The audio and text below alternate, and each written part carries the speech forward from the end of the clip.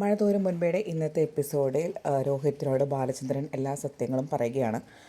അതിന് കാരണം എന്തെന്ന് വെച്ചാൽ രോഹിത്തും ബബിതയും ഒക്കെ കുറേ കാലമായിട്ട് അലീനയുടെ കറക്റ്റായിട്ടുള്ള ജോലിയും അതുപോലെ അലീന താമസിക്കുന്ന അഡ്രസ്സും ഒക്കെ ബാലചന്ദ്രനോടും അലീനയോടും മാറി മാറി ചോദിക്കുന്നുണ്ടെങ്കിലും അവരാരും അവരോടൊന്നും ബാലചന്ദ്രനും അലീനയും സത്യം പറയുന്നില്ല. അപ്പോൾ മൊത്തത്തിൽ വൈജയ്ക്കും ഒരു സംശയം തോന്നുകയാണ്. അങ്ങനെ വൈജ അതിൻ്റെ പേരിൽ പ്രശ്നമുണ്ടാക്കുകയും ഒക്കെ ചെയ്യുമ്പോൾ സ്വാഭാവികമായിട്ട് രോഹിത്തിന് ബാലചന്ദ്രനോട് സംസാരിക്കണം എന്ന് തോന്നി. രോഹിത്ത് ബാലചന്ദ്രൻ്റെ അടുത്ത് സംസാരിക്കാൻ വേണ്ടിയിട്ട് വരികയാണ്. അപ്പോൾ ബാലചന്ദ്രൻ ഒരു ചെറിയ ജോലിയിലാണ്. അപ്പോൾ രോഹിത്ത് വന്നിട്ട് ചോദിക്കുകയാണ്, അച്ഛനോട് എനിക്കൊരു കാര്യം ചോദിക്കാനുണ്ട്. എനിക്ക് 2 കാര്യങ്ങൾ അറിഞ്ഞാൽ മതി. എന്തുകൊണ്ടെന്ന് വെച്ചാൽ അച്ഛൻ ഇപ്പോഴും എന്താണ് വേറെ റൂമിൽ താമസിക്കുന്നത്? അച്ഛൻ ഇപ്പോഴും മുകളിലാണ് താമസിക്കുന്നത് അമ്മ വന്നതിന് ശേഷവും. പിന്നെ രണ്ടാമത്തെ കാര്യം, അലീന ചേച്ചിയുടെ അഡ്രസ്സ് ആര് ചോദിച്ചാലും അച്ഛൻ എന്താണ് കൊടുക്കാത്തത്, എന്താണ് ഇതിന് കാരണം എന്ന്. അപ്പോൾ ബാലചന്ദ്രൻ മറുപടി കൊടുക്കുകയാണ് രോഹിത്തിന്, ഞങ്ങൾ തമ്മിൽ, ഞാനും വൈജയും തമ്മിൽ പഴയതുപോലെ ഒരു ജീവിതം ഇനി ഞങ്ങൾക്ക് സാധ്യമല്ല. അതുകൊണ്ട് തന്നെയാണ് ഞാൻ താഴത്തേക്ക് വരാത്തത്. അപ്പോൾ രോഹിത് ചോദിക്കും, അച്ഛൻ എന്താണ് ഈ പറയുന്നത്? ഒരിക്കലും സാധ്യമല്ല എന്നാണോ ഈ പറയുന്നത്? അതേ മോനെ, ഒരിക്കലും സാധ്യമല്ല. അപ്പോൾ രോഹിത് നമ്മുടെ ബാലചന്ദ്രനോട് ചോദിക്കും, ഞാൻ ചോദിക്കുന്നത് തെറ്റാണെങ്കിൽ അച്ഛൻ ക്ഷമിക്കണം. അലീന ചേച്ചിയുമായി അതിനെന്തെങ്കിലും ബന്ധമുണ്ടോ? അച്ഛൻ എന്നോട് പറ എന്ന്. ആ ബാലചന്ദ്രൻ പറയും, തീർച്ചയായും ഉണ്ട്.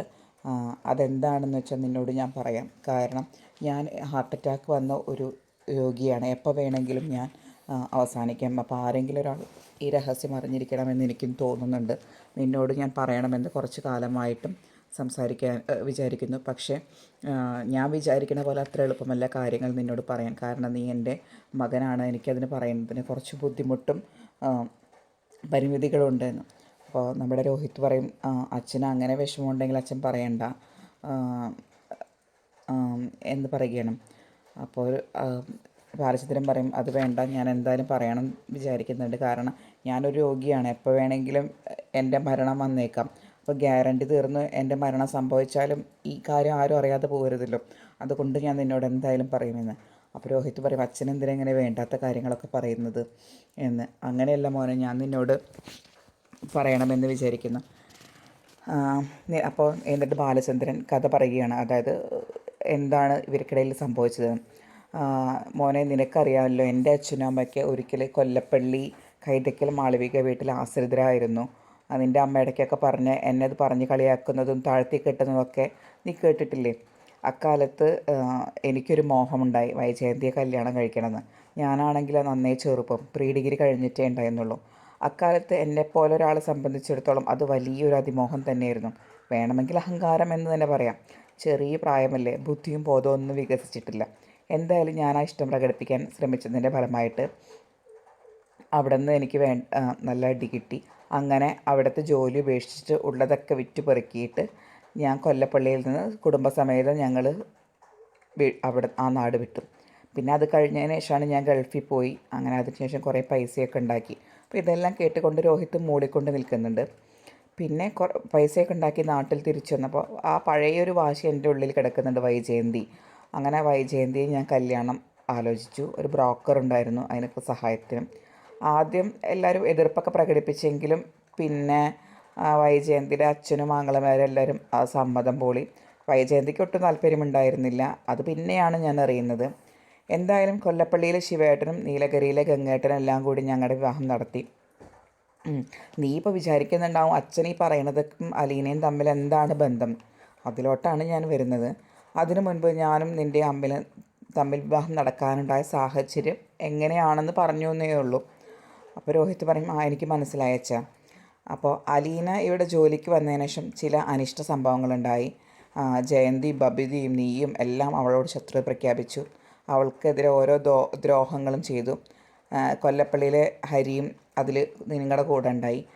അവനും നീയും കൂടി അലീനയ്ക്കെതിരെ പല നുണകളും പറഞ്ഞു വരുത്തി. അവളോട് എങ്ങനെയെങ്കിലും പ്രതികാരണം ചെയ്യണമെന്ന് വിചാരിച്ച് നീ ഹരിയും കൂടി ഒരു കെണിയൊരുക്കി. രാവിലെ കോളേജിൽ പോയ നീ ക്ലാസ് കട്ട് ചെയ്ത് വന്ന് വീട്ടിലെത്തി. അങ്ങനെ അവൾക്ക് ലെമൺ ജ്യൂസ് കൊടുത്ത് അവളെ മാനഭംഗപ്പെടുത്താനൊക്കെ നിങ്ങൾക്കൊരു പ്ലാൻ ഉണ്ടായിരുന്നു, എനിക്കറിയാം. അപ്പോൾ രോഹിത്തിൻ്റെ മുഖം ആകെ വിളറി. കാരണം രോഹിത്ത് പറഞ്ഞു, അതൊക്കെ കഴിഞ്ഞ കാര്യങ്ങളല്ലേ, ഞാനൊരിക്കലും ആ ഒരു തെറ്റ് ചെയ്യില്ല. അല്ല അച്ഛൻ അപ്പോൾ ബാലചന്ദ്രൻ പറയാം, അല്ല ഞാൻ പറയുകയാണ്, അന്ന് അവൾ ആത്മഹത്യാശ്രമം നടത്തി, കത്രിക കുത്തിക്കീറ്റി സ്വയം ആത്മഹത്യാശ്രമം നടത്തി. അങ്ങനെ അവൾ ആശുപത്രിയിലായി. അങ്ങനെ ആശുപത്രിയിലായ സമയത്ത് അവൾക്ക് എന്തൊക്കെയോ കള്ളത്തരങ്ങളുണ്ടെന്ന് എനിക്ക് തോന്നിയിട്ടുണ്ട്. കാരണം പല കാര്യങ്ങളും അവൾ എന്നോട് കറക്റ്റായിട്ട് പറഞ്ഞിട്ടുണ്ടായിരുന്നില്ല. പക്ഷെ അന്ന് അവൾക്ക് ബന്ധമുണ്ടായിരുന്നത് അവളുടെ കൂട്ടുകാരി രേവതിക്കുട്ടിയായിട്ടാണ്. അന്ന് ആ സമയത്ത് അവൾ രേവതിക്കുട്ടിയോട് സംസാരിക്കുന്ന കാര്യങ്ങളെല്ലാം ഞാൻ റെക്കോർഡ് ചെയ്തിരുന്നു. അവൾക്ക് കൊടുത്തിരുന്ന അവൾ അമ്മയുടെ ഫോൺ ഉപയോഗിക്കുമ്പോൾ ആ ഫോണിലെല്ലാം ഞാൻ റെക്കോർഡ് ചെയ്തിരുന്നു. അവൾക്കാണെങ്കിൽ സ്മാർട്ട് ഫോൺ അന്ന് അങ്ങനെ ഉപയോഗിക്കാൻ അറിയില്ല. അങ്ങനെ ആ കോൾ റെക്കോർഡിങ്സ് കേട്ടതിന് ശേഷമാണ് എനിക്ക് മനസ്സിലായത് നിങ്ങിയും ഹരിയും അതിൽ പ്രതിയാണെന്ന്. പിന്നെ അതിൽ വേറെയും കുറച്ച് കാര്യങ്ങൾ പറഞ്ഞിട്ടുണ്ടായിരുന്നു. അതൊക്കെ കേട്ടപ്പോൾ ഞാൻ ആകെ തകർന്നു പോയി. അതിലൊരു സ്ഥിരീകരണം വരുത്താൻ വേണ്ടിയിട്ട് ഞാൻ നീലഗിരിക്ക് പോയി ഗംഗേട്ടനെ കണ്ടു. അപ്പോൾ അദ്ദേഹമാണ് ഞാനും വൈജയന്തിയും തമ്മിലുള്ള വിവാഹം നടത്താൻ അന്ന് കൂടുതൽ താല്പര്യം കാണിച്ചത്. അപ്പോൾ ഗംഗേട്ടനോട് എനിക്ക് ഒരേ ഒരു ചോദ്യം അന്ന് ചോദിക്കാനുണ്ടായിരുന്നുള്ളൂ. നിൻ്റെ അമ്മ വൈജയന്തി എന്നെ വിവാഹം കഴിക്കുന്നതിന് മുൻപ് ഒരു കുഞ്ഞിനെ പ്രസവിച്ചിട്ടുണ്ടോ എന്ന്. ഇത് കേട്ടതോടുകൂടി രോഹിത്ത് ആകെ ഞെട്ടിപ്പോയി. എന്നിട്ട് രോഹിത്തിൻ്റെ ദേഹത്ത് കൂടെ എന്തൊക്കെയോ ഒരു വൈദ്യുതി പ്രവഹിക്കുന്നത് പോലെയാണ് രോഹിത്തിന് തോന്നുന്നത്. എന്താണ് ഈ താനീ കേൾക്കുന്നത്? അപ്പോൾ രോഹിത് ചോദിക്കും, അച്ഛൻ എന്താ സംബന്ധമാണ് ഈ പറയുന്നത്? അച്ഛന് പറയുന്നത് എന്താണെന്ന് കുറിച്ച് വ്യക്തമായ ബോധമുണ്ടോ എന്ന് ചോദിക്കുകയാണ്. അപ്പോൾ ബാലചന്ദ്രൻ പറയാം, ഞാൻ പറയുന്നത് സത്യമാണ് മോനെ, ഞാൻ ഗംഗേട്ടനോട് ചോദിച്ചതാണ്. കാരണം ഗംഗേട്ടന് ഒഴിഞ്ഞു മാറാൻ യാതൊരുവിധ പഴുതുമില്ലായിരുന്നു. ഗംഗേട്ടൻ ആഗ്രോ കൻ്റോൺമെൻറ്റിൽ ജോലി ചെയ്തിരുന്ന കാലത്ത് വൈജയന്തി കുറേ കാലം ഗംഗേട്ടനോടൊപ്പം താമസിക്കുകയും പഠിക്കുകയും അവിടെ ഒരു സ്കൂളിൽ ടീച്ചറായി ജോലി നോക്കുകയും ചെയ്തിരുന്നു. അക്കാലത്ത് ഗംഗേട്ടൻ്റെ ജോലിയിൽ കീഴിരുന്ന ഒരു മിലിറ്ററി ഓഫീസറുമായി വൈജ അടുപ്പത്തിലായി. പിന്നീട് അവർ മിലിറ്ററി ഹെഡ് ക്വാർട്ടേഴ്സിലേക്ക് ഗംഗേട്ടൻ ട്രാൻസ്ഫറായി പോയപ്പോൾ വൈജ അയാളോടൊപ്പം കുറേ കാലം ഒന്നിച്ചും താമസിക്കുകയും ചെയ്തു. അതും ഗംഗേട്ടൻ എൻ്റെ അടുത്ത് സമ്മതിച്ച കാര്യമാണ്. പിന്നെ ഗംഗേട്ടനും കൊല്ലപ്പള്ളിക്കാരും കൂടി വിവരമറിഞ്ഞ് വൈജയെ കയ്യോടെ പിടികൂടി തിരുവനന്തപുരത്തെ ഒരു ബന്ധുവിൻ്റെ വീട്ടിലെത്തിക്കുകയാണ് ചെയ്തത്. അന്നാണെങ്കിൽ വൈജ പൂർണ്ണ ഗർഭിണിയായിരുന്നു. അതുകൊണ്ട് നാട്ടുകാരുടെ അപവാദമൊക്കെ ഭയന്ന് അവർ കൊല്ലപ്പള്ളിക്ക് അവളെ കൊണ്ടുവന്നില്ല. പകരം നെയ്യാറ്റിൻകരയിലെ ഒരു ഹോസ്പിറ്റലിൽ വെച്ച് വൈജയുടെ പ്രസവം അതീവ രഹസ്യമായിട്ട് തന്നെ നടത്തി. പിന്നെ കുട്ടി മരിച്ചു പോയെന്നും വൈജയെ സ്നേഹിച്ചിരുന്ന ആൾ അവളെ ഉപേക്ഷിച്ച് വേറൊരു കല്യാണം കഴിച്ചെന്നും ഒക്കെ അവളെ വിശ്വസിപ്പിച്ചു. ഇത്രയും കാര്യങ്ങൾ അന്ന് ഗംഗേട്ടൻ എൻ്റെ അടുത്ത് സമ്മതിച്ചതാണെന്ന്. അത് കേട്ടതോടുകൂടി രോഹിത് സ്തംഭിച്ചിരിക്കുകയാണ്. അവൻ്റെ തലച്ചോറിലൂടെ എന്തൊക്കെയോ കയറി മറിയുന്നുണ്ട്, അവനൊന്നും മനസ്സിലാവുന്നില്ല. ബാലൻ പറയാണ്, നിനക്ക് വിശ്വസിക്കാൻ കഴിയുന്നില്ലെന്ന് എനിക്കറിയാം. വിശ്വസനീയമായ കള്ളങ്ങൾ ഉള്ളതുപോലെ തന്നെ അവിശ്വസനീയമായ സത്യങ്ങളുമുണ്ട് മോനെ. അന്നാണെങ്കിൽ ഇത് കേട്ട സമയത്ത് ആത്മഹത്യ ചെയ്യണോ കൊലപാതകം ചെയ്യണമോ എന്നൊന്നും എനിക്കറിയണ്ടായിരുന്നില്ല. അന്നാണ് ഞാൻ തളർന്നു വീണത് ആശുപത്രി. അങ്ങനെയാണ് അന്ന് അച്ഛന് ഹാർട്ട് അറ്റാക്ക് ഉണ്ടായത് എന്ന് പറയുകയാണ്. പിന്നെ അന്ന് നിൻ്റെ അമ്മ പ്രസവിച്ച ആ കുട്ടി ഒരു പെൺകുട്ടിയായിരുന്നു. ആ പെൺകുട്ടിയാണ് നമ്മുടെ വീട്ടിൽ ഉണ്ടായിരുന്ന അലീന എന്ന്. അത് ഒരിക്കൽ കൂടി ഒരു ഞെട്ടുന്ന സത്യമായിരുന്നു രോഹിത്തിനെ സംബന്ധിച്ചിടത്തോളം. വേറൊരു കാര്യം കൂടി ഉണ്ടെന്ന് പറഞ്ഞ ബാലചന്ദ്രൻ ഒരു കാര്യം കൂടി രോഹിത്തിനോട് പറയുകയാണ്. വൈജ സ്വന്തം അമ്മയാണെന്ന് അറിഞ്ഞതിന് ശേഷമാണ് അലീന ഒരു വേലക്കാരിയായിട്ട് ഈ വീട്ടിൽ വന്നത്. നീ അവളുടെ അനുജനാണെന്നും ബബിതയും കൃഷ്ണമോളും അനുജത്തിമാരാണെന്നും അറിഞ്ഞത് കൊണ്ട് തന്നെയാണ് നിങ്ങൾ അവളെ ഇത്രയധികം സ്നേഹിച്ചത്, നിങ്ങൾക്ക് വേണ്ടി പ്രാണൻ കളയാൻ പോലും സന്നദ്ധനായത്. ഇതെല്ലാം കേട്ടുകൊണ്ട് രോഹിത്തിൻ്റെ ശ്വാസം നിലച്ച പോലെ ഇരിക്കുകയാണ്. ഇത്രയുമാണ് ഇന്നത്തെ എപ്പിസോഡ്. നാളത്തെ എപ്പിസോഡിൽ അലീന ഇപ്പോൾ എവിടെയാണ് താമസിക്കുന്നത് എന്നതും അതുപോലെ തന്നെ അലീനയുടെ യഥാർത്ഥ അച്ഛൻ ആരാണെന്നും ഒക്കെ ബാലചന്ദ്രൻ രോഹിത്തിനോട് പറയുകയാണ്.